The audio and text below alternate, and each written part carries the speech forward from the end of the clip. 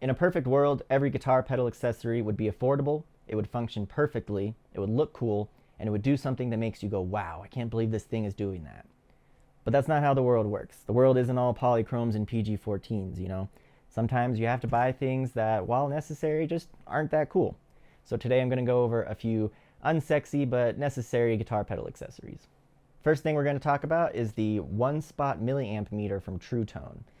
This is a device where you can plug in any of your pedals and it'll tell you exactly how much milliamps it's drawing.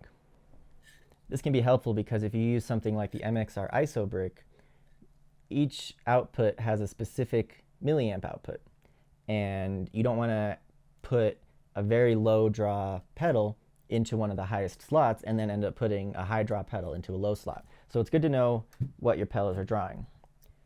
What's great about the Truetone milliamp meter is you can use any power that you would use, 9 volt, 12 volt, 18 volt, 24 volt, whatever you're using. You can unplug that, plug this in. Guess some power would help, huh?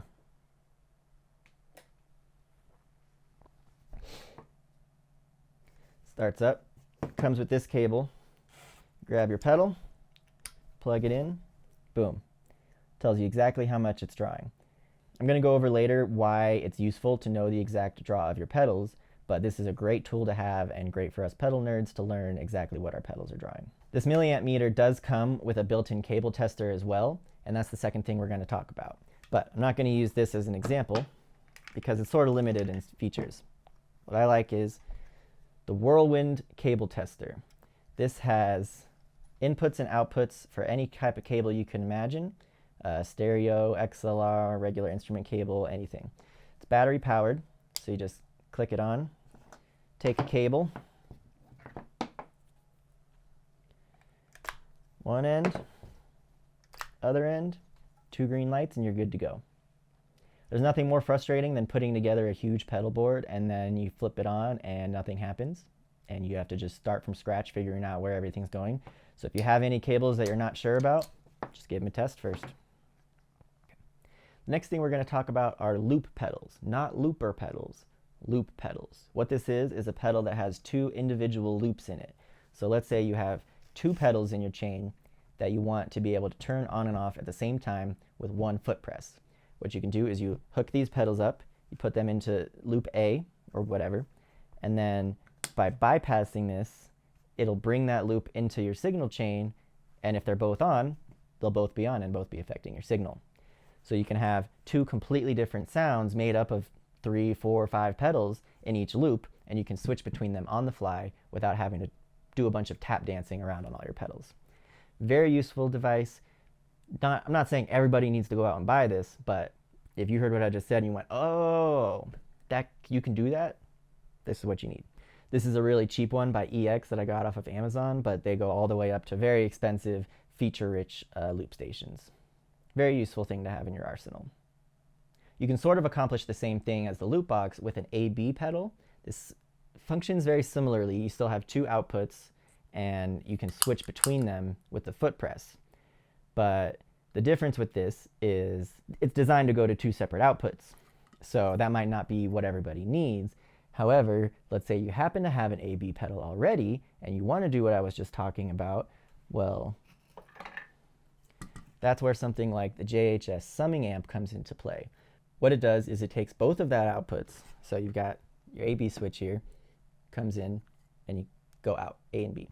So you can have 2 separate signal chains, and then you run them both back into the summing amp, and it converts it into 1 mono output, and you run that to your amp, and boom, everything is coming out of your 1 amp.